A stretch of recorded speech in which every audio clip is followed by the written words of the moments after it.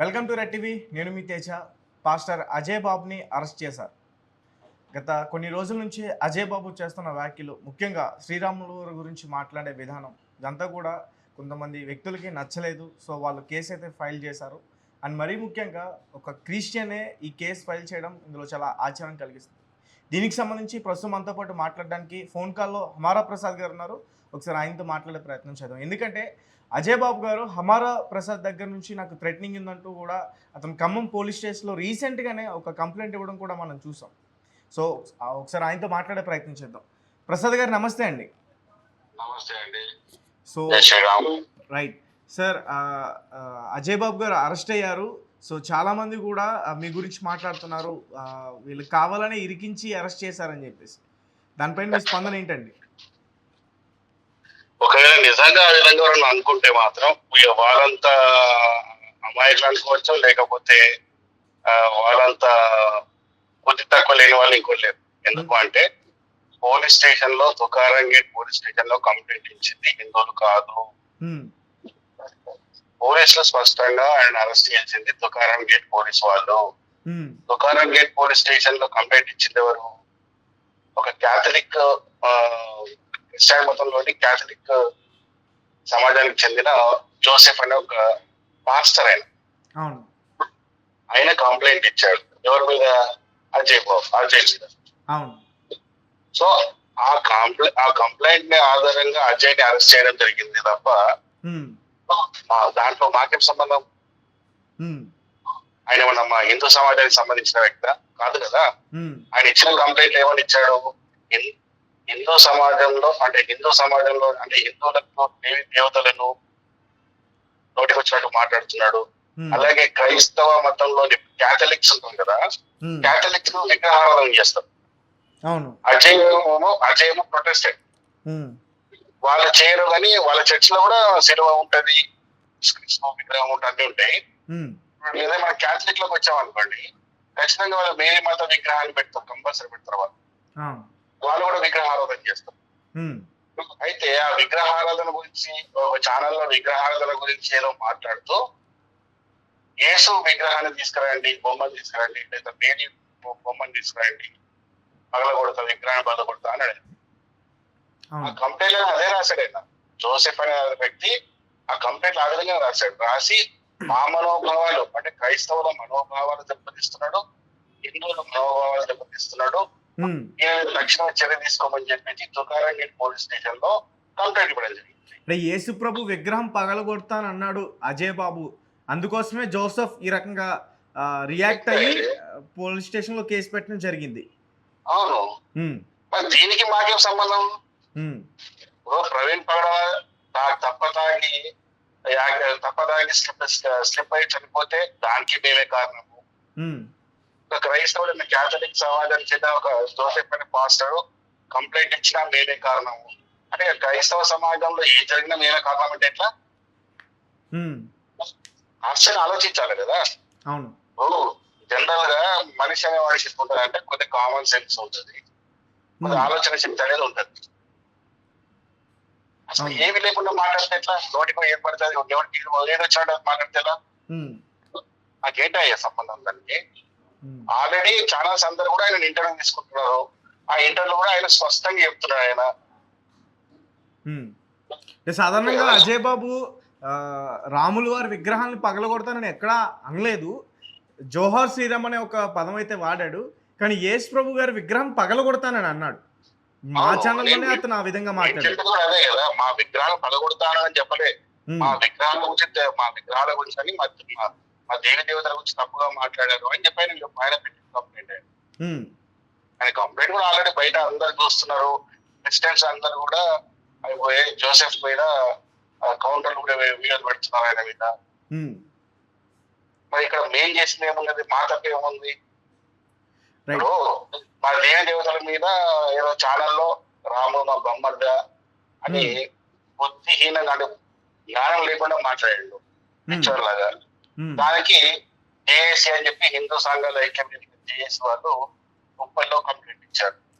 Ravinder Reddy complaint ఇచ్చారు. వాళ్ళ complaint కూడా ఉంది. సో ఇట్లా ఇక్కడ తెలంగాణలో దాదాపు 3 కేసులే మైనాయి ఆయన మీద, ఆంధ్రాలో 2 కేసులు అయినాయి. ఇక భవిష్యత్తులో ఇప్పుడు నేను కూడా భవిష్యత్తులో నేను కూడా ఒక అట్రాసిటీ కేసు ఫైల్ చేయబోతున్నా ఆయన మీద. అజయ్ బాబు గారి పైన అజయ్ బాబు మీద నేను 3 కేసులు ఫైల్ చేస్తున్నా. ఒకటి అట్రాసిటీ నా చెప్తూ ఒక వీడియో ఉన్నది, సిగ్నేచర్ స్టూడియోలో దిగుతున్నట్టు. అలాగే ప్రవీణ్ పగడాల అక్కడ చనిపోయినప్పుడు అక్కడ పోయింది కదా, అక్కడ చెప్తున్నట్టు వీడియో ఉంది. ఆ 2 వీడియోలు తీసాము, డౌన్లోడ్ చేసి పెట్టాము. దాని మీద కూడా ఇప్పుడు అట్రాసిటీ కేసు ఫైల్ చేస్తున్నా. దాని తర్వాత మాకు ఎలాంటి సంబంధం లేని కేసులో నా పేరు తీశాడు కాబట్టి ఆయన మీద 10 లక్షల దావా ఒకటి వేస్తున్నా. అలాగే అన్వాంటెడ్ గా నాకు సంబంధం లేకుండా నా పేరు వాడి ఒక క్రిమినల్ కేసు అంటే మాకు సంబంధం లేకుండా, అంటే మాకు అసలు కేసు సంబంధమే లేదంటే ప్రాథమిక విచారణలో పోలీసులు ఏం చెప్పారు, అది మర్డర్ అని చెప్పారా లేకపోతే యాక్సిడెంట్ అని చెప్పారు?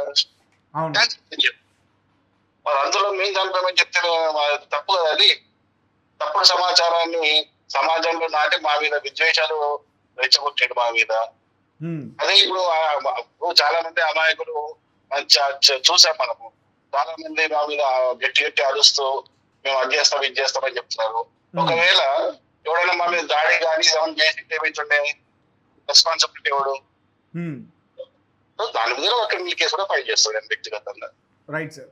అయితే ప్రస్తుతం బయట ప్రజలందరూ కూడా ఏమంటున్నారంటే అజయ్ బాబు వ్యాఖ్యలు చేసినందుకు గాను అరెస్ట్ చేశారు. మరి బైబిల్ గురించి కూడా చాలామంది తప్పుగా మాట్లాడుతున్నారు. వాళ్ళపైన కేసులు పెట్టిన పోలీసులు వాళ్ళని ఎందుకు అదుపులోకి తీసుకోలేదు, అరెస్ట్ చేయలేదనే ఒక ప్రశ్న కూడా ఉంది.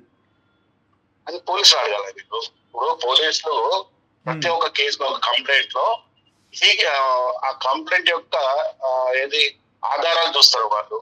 ఇప్పుడు మేము ఏదైనా క్రిస్టియానిటీ గురించి తప్పుగా మాట్లాడినా, వాళ్ళ బైబిల్ గురించి తప్పుగా మేము మాట్లాడినట్టు ఏమైనా ఉంటే ఖచ్చితంగా పోలీసులు మా మీద కూడా యాక్షన్ తీసుకుంటారు. పోలీసులు మాకేం చుట్టాలు కాదు కదా, పోలీసులు హిందువులకు చుట్టాలు కాదు, క్రిస్టియన్లకు చుట్టాలు కాదు, ముస్లింలకు చుట్టాలు కాదు. వాళ్ళ పని ఏంటంటే సొసైటీలో శాంతి భద్రత కాపాడడం. ఎవరు కంప్లైంట్ ఇచ్చినా కంప్లైంట్ తీసుకుంటారు. అంతెందుకు ఇప్పుడు ప్రవీణ్ పగడాలని చంపింది మేమే అని చెప్పి ఎంత రచ్చ చేశారు చేశారా లేదా? మరి పోలీసులు ఎందుకు మమ్మల్ని అరెస్ట్ చేయలేదు? మాకు సంబంధం లేదు కదా అది. ఒక్కసారి పోలీసులు మమ్మల్ని పిఎస్ లో పిలవలేదు. ఎందుకు పిలవలేదంటే అసలు మాకు ఎలాంటి సంబంధం లేదు. ఈ ఆరోపణలు చేసినంత మాత్రాన మేము నేరస్తులం అయితే అయిపోం కదా. సో అవన్నీ చూస్తారు పోలీసులు. ఎంతవరకు ఏ కేసులో కంప్లైంట్ ఇచ్చినప్పుడు ఎఫ్ఐఆర్ చేయడం బాధ్యత. తర్వాత దాన్ని ఇన్వెస్టిగేషన్ చేస్తారు. అందులో మా తప్పు కనబడుతుంటే ఖచ్చితంగా వాళ్ళు అరెస్ట్ చేస్తారు కదా. ఈ మధ్యకాలంలో అంటే మీ పైన ఖమ్మంలో కూడా అతను ఫిర్యాదు చేశారు కదా సిపికి. మరి మీకైనా కాల్ చేసి మాట్లాడడం కానీ మీ పైన, లలిత కుమార్ పైన, అలాగే కరుణాకర్ సుగుణ గారి పైన? నాకైతే ఖమ్మంలో నాకు కూడా తెలిసింది ఇదేమో నా మీద కంప్లైంట్ ఇచ్చాడని చెప్పేసి. ఏమని కంప్లైంట్ ఇచ్చాడు అంటే మా వల్ల ప్రాణహాని ఉంది అని చెప్పించిండు. మీ వైపు నుంచి అజయ్ బాబుకి థ్రెటనింగ్ ఉందంటూ కంప్లైంట్ ఇచ్చాడు. థ్రెటనింగ్ ఉందని చెప్పిండు. థ్రెటనింగ్ ఉంటే నేను ఏమైనా థ్రెటనింగ్ ఉన్నదో పోలీసులు చూస్తారు కదా. నేనేమన్నా డైరెక్ట్ ఏమన్నా చంపేస్తా అని చెప్పినా, లేకపోతే నేను మర్డర్ చేస్తా అని చెప్పినా, ఏం చెప్పినా అని. థ్రెటనింగ్ అంటే ఇప్పుడు నేను ఇచ్చాక ఫేస్బుక్ లో ఉన్న ఒక పోస్ట్ ఉన్నది. ఆ పోస్ట్ లో ఏమున్నది, కత్తి మా రాముని ఇష్టం నోటికి వచ్చినట్టు మాట్లాడిన కత్తి మహేష్ రోడ్ యాక్సిడెంట్ చచ్చిపోయాడు. మా రాముడి గురించి ఇష్టం వచ్చినట్టు, మా రాముడి గురించి మా సీతమ్మ గురించి నోటికి వచ్చినట్టు మాట్లాడిన ప్రవీణ్ ఆ విధంగా యాక్సిడెంట్ చచ్చిపోయాడు తప్పకాయి. నీకు కూడా సేమ్ అదే గతి పడుతుంది అన్నావు. ఇది థ్రెటనింగ్ ఎందుకంటే థ్రెటనింగ్ అంటే అసలు మనకు ఫస్ట్ ఆఫ్ ఆల్ బెదిరించడం అంటే ఏదో మనకు తెలిసి ఉండాలి. మనకు అది తెలియకుండా నేను పెట్టిన పోస్ట్ కి నాకు బెదిరింపులు వచ్చాయంటే, ఇప్పుడు మా ఫోన్ నుంచి ఏమైనా బెదిరింపులు వచ్చినాయా, ఏమైనా బెదిరించినావా, అవన్నీ చూస్తారు కదా పోలీసులు. రైట్. అంటే ఆ టైంలో నెక్స్ట్ నువ్వే అజయ్ బాబు అనే ఒక పోస్ట్ రావడం వల్ల మా రాముడు తిట్టాడు కదా, మా రాముడు పిచ్చిగా మాట్లాడిండు. సేమ్ అదే రాముడు గురించి అట్లా మాట్లాడిన ఇద్దరు ఏ విధంగా పోయిండు. ఇప్పుడు నెక్స్ట్ నువ్వు కూడా పోతావు అంటున్నాం మేము. అంటే నేను చంపుతా అంటలేను కదా. రైట్. థ్రెటనింగ్ అంటే ఏంటి, కాన్సెప్ట్ లాజిక్ అర్థం చేసుకోవాలబ్బా. లాజిక్ అర్థం కాక ఏది పడుతుంది కేసు పెట్టినంత మాత్రాన పోలీసులు చూసుకోరా? పోలీసులు మన నీలాగా అమాయకుల వాళ్ళు ఎన్ని కేసులు చూస్తారు వాళ్ళు? అవును, ఎన్ని కేసులు చూస్తారు, ఎన్ని కేసులు చేస్తుంటారు వాళ్ళు రెగ్యులర్ గా. ఎస్, ఏది సీరియస్ కేసు అసలు ఇలా బెదిరించింది ఏముంది అనేది వాళ్ళు చూస్తారు కదా. ఒకవేళ నిజంగా నేను బెదిరించినట్టు అనిపిస్తే ఖచ్చితంగా నేను పిలుస్తాను. నన్ను పిలిస్తే నేను పోతా, నేను చెప్పుకుంటా, నేను చెప్పాల్సింది చెప్తా. దాన్ని కూడా పోలీసులు సాటిస్ఫై కాకపోతే వాళ్ళు అరెస్ట్ చేయాలనుకుంటే అరెస్ట్ చేస్తారు. అందులో ఉంది. సార్ భవిష్యత్తులో మీరు అంటే సారీ మీరు కూడా అజయ్ బాబు పైన కేసు పెట్టబోతున్నారా అంటారు? 3 కేసులు పెడుతున్నాడు. 3 కేసులు పెడుతున్నారు. ఓకే, అట్రాసిటీ ఒకటి, మరో నష్టం దావా ఒకటి, ఆయన చేసిన మాట, ఆయన చెప్పిన మాటల వల్ల మా మీద దాడి జరిగే పరిస్థితి ఓకే, భవిష్యత్తులో కూడా జరగడానికి guarantee. Okay sir, thank you sir. Thank you అండి. రైట్. సో గైస్ చూశారు కదా, అజయ్ బాబు చేసిన వ్యాఖ్యలకు